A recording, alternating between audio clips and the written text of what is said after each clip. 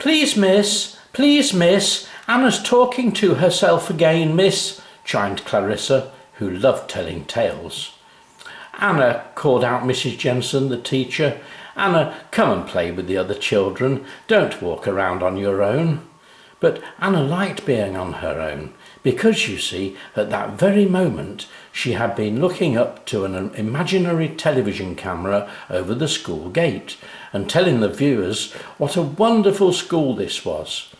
"Just the place to send your children to when they're old enough," she was saying, as she imagined herself on camera. "So why not book a place for them now? It's never too late to educate." Ever since she had been a baby, Anna had loved watching the adverts on television, and she had long since made her mind up that when she was old enough she was going to be a television presenter. Not just an ordinary one, doing the news or the royal family or space shots in America or stuff. No, that was boring. Anna wanted to be in the adverts. She wanted to tell people how good things were and why they should buy them, use them, eat them, wear them, and generally get the very best out of them. Yes, Anna simply loved the adverts. She spent such a lot of time watching television, but not the programmes, only the adverts. When other people were dashing out to make a cup of tea while the adverts were on, Anna would come dashing in, especially to watch them. Anna knew all the slogans and songs by heart. She had learnt the most popular adverts word for word and could recite them perfectly. "Gummies are yummies and taste nice in your tummies," she would sing. Or, "You will go far in a brand new car." Or her favourite advert of the moment, as she would jump up and down on the sofa and sing, "Bouncy kangaroos know just what to do. Buy some Aussie bleach and tip it down your loo. Down the pan stand, under the rim Jim." "Anna, please don't bounce on the furniture," her mummy would call out from the kitchen. "Is it that silly advert again?" But Anna didn't think it was silly. She loved all the adverts. She practised at every opportunity, and it was beginning to get on everyone's nerves. "What's for tea? It's for me! Beans, beans, beans!" she would shout at the top of her voice. "No, dear, it's cheese sandwiches, and please stop that shouting," begged her poor mum. "I drink pop. I drink it up a lot. I'll never stop drinking lots of pop," she would sing as she drank her lemonade. "Anna, just shut up and drink it properly," scolded her father, who was also getting tired of hearing Anna's non-stop advertisements. "You are giving me a headache, young lady." "If you've got a bad head, you can always go to bed. Take some aspirin, not too much or you're dead," sang Anna loudly. "Right, that's it, you're going straight to your bed, now," shouted her father, getting up from his chair. "Oh, but Dad, I haven't seen the car adverts yet. They always come on late at night," complained Anna. "Well, you should have thought of that before you annoyed me," said Dad. "Go up to your room. You can read quietly for a few minutes before you go to sleep." Anna went sulkily up to her room. She wasn't tired. She wanted to watch the car adverts. She didn't want to go to bed. So she sat on the floor and pretended to do a sales survey with her dolls and teddy bears, asking them questions about what they like to eat and drink, and writing their answers in an old exercise book. "And if you were going on a teddy bear's picnic," she asked Big Daddy Bear, "what special kind of honey would you buy? And would you drink tea, coffee, or orange juice?" Daddy Bear told her that he would drink tea, but the little bears would prefer orange juice or lemonade. "Put your light out and go to bed, Anna," came Mum's voice from downstairs. "I'll be up in a moment to tuck you in." Anna dropped off to sleep and dreamt a lovely dream where she was outside Buckingham Palace, and the Queen came out and asked her what the very best dog food would be for corgis as a special treat. "Oh, that's easy, Your Majesty." Anna curtsied and smiled. "I would feed them some Buzzy Bee's royal jelly. They're bound to like that, because don't forget, Buzzy Bees makes you shake at the knees." The Queen thanked Anna and went to the corner shop to buy some royal jelly for her dogs. Pleased with herself, Anna went straight into another dream, where she was on television with the Prime Minister, who was telling her that from now on the adverts would last for 50 minutes every hour and would only be interrupted by short 10-minute programmes, mainly cartoon films. Anna thought this was a very good idea and told him so. "Thank you, Anna," said the Prime Minister, and then Anna woke up. Mum, they aren't going to be any programmes on the telly anymore," she squealed. "Only adverts." "Yes, dear, now hurry up and get ready for school," said her mum. A competition. Now today was quite a good day at school, because today was English with Mrs. Jensen, who would ask the children to write stories or poems, or sometimes to do some acting, just like the real actors on the television. Yes, Anna liked English. Today, Mrs. Jensen had some special exciting news for the children. "As you know, children, next week is the school's annual garden fete, and we want you to write a nice poem to welcome the guests and visitors. It can be about yourself, about your favourite lessons, or telling what you like best about the school. And the winner will be asked to read their poem out at the special opening ceremony. The local radio station will be there, so who knows, the winner might become famous," she smiled. Everyone started to chatter excitedly and noisily. "I want to write a poem about football," Jimmy Bates told his friend Charlie. "I'm going to write a poem about running round a playground," said one rather silly boy. "I don't want to do it," said a very naughty boy. "Quiet, everyone, and get on with your work, please," called Mrs. Jensen. "You all have 35 minutes to make up your poem." "Oh, I'm going to win and advertise the school on local radio," thought Anna, smiling to herself and already beginning to write down a few ideas in her rough book. "Right, time's up," smiled Mrs. Jensen. "Please hand your books to me so that I can take them home with me and work out who the winner is." "Okay, everyone, it's nearly break time, so now you can go out into the playground quietly," she shouted at Jimmy Bates, who was busy showing everyone how footballers run on the spot to keep warm in between scoring goals. Everyone was talking about the competition and how the winner was to be heard on local radio. They were all very excited. That night, Anna told her mum about the competition. "I'm going to win and get on the radio," she went on, "and then I'll get famous and buy us all cars and big houses by the sea and waiters and slaves and things." "You might not win, Anna," said Mum, smiling, "but just as long as you have done your best, that is all that matters." "Oh, I have done my best, Mum, and I will win. You'll see," cried Anna. And Anna took her teddy bear to bed and dreamt of being famous. I wonder if she will win. I hope so, don't you? Winners and losers. Everyone went very quiet as Mrs. Jensen came in carrying their books. "Please, miss, do you know who's won?" called out Jimmy Bates, who was hoping to show off his new football shirt on the radio. "All in good time, Jimmy," smiled Mrs. Jensen and sat down at her desk.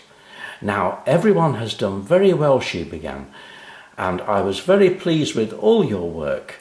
However, someone has to win, and the winner is Clarissa Brown." Everyone clapped. A few naughty boys booed, but Mrs. Jensen told them to stop it. And Clarissa stood up and said, "Thank you, miss," very politely. "I chose Clarissa's poem because it was very clever with some good rhyming words. However, in very close second place, I have chosen Anna's poem, which is also very clever, but rather short, and that was the reason it didn't come first, Anna. Never mind, don't be too disappointed, because it means that if, for any reason, Clarissa can't be at the garden fete, then you will be the one to read your poem out instead. Anna looked at Clarissa, who was smiling and looking smug and clever. "Sorry you didn't win, Anna," she called. "Your poem should have been longer, like my lovely poem. I am so looking forward to being on the radio. I just love talking and talking to anyone who will listen. Now all the world will listen to me when I read my lovely poem out on the radio." A week later, Clarissa had lost her voice. No one knew how it happened, but a few had some idea.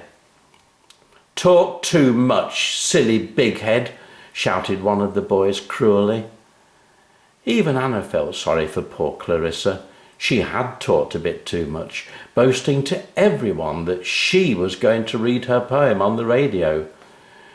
"Now you will have to read your poem out after all," Mrs. Jensen told Anna. "I do wish it could have been a little longer, though." "Don't worry, Mrs. Jensen," smiled Anna. I have added a couple more verses. I'm sure people will enjoy it all the more." Now, Mrs. Jensen had always meant to ask Anna to read her the extra verses before the school garden fete, but somehow she forgot. And, well, we will just have to read the rest of the story to find out what happened next. Fate and Fortune. The day of the school fete arrived, and Anna was very excited. "Mum, Dad, time to go," she called. "Oh, Anna, it's 6 o'clock. Please go back to bed for a couple of hours." But Anna couldn't get back to sleep.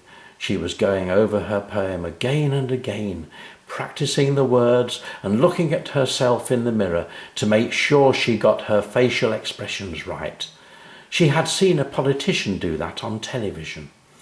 At 10 o'clock, Dad said it was now time to go to school as the fete was due to start at 11, and that would leave them plenty of time for Anna to find out when she was to read her poem about her and the school. They arrived at the school about 20 past 10. Dad parked the car and Anna ran off to find Mrs. Jensen.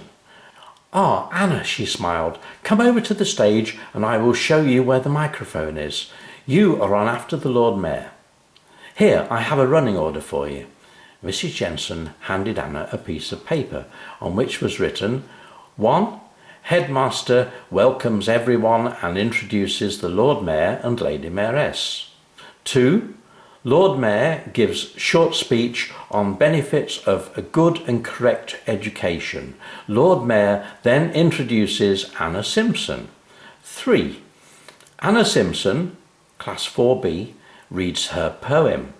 At the bottom of the piece of paper was written, "John Black from Radio Townborough will be present and the whole opening will be broadcast live from their outside broadcast van."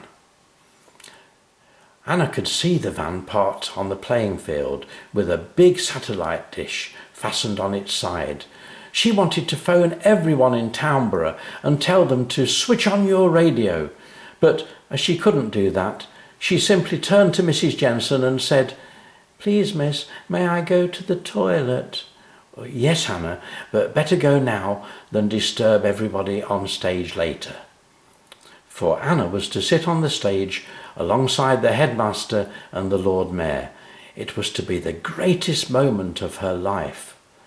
Anna went to the toilet and was promptly sick, because for the first time she realised that she was very nervous. What if she forgot her words? She was talking to the whole school. All the teachers and the children and their parents would be there. But then she remembered the radio was there too. So all she had to do was to advertise the school just like she had practised so many times before. "Well, Anna, are you ready?" asked Mrs. Jensen. "The Lord Mayor has just arrived in his big car with the flag on the front, so it is time for you to go and sit on the stage."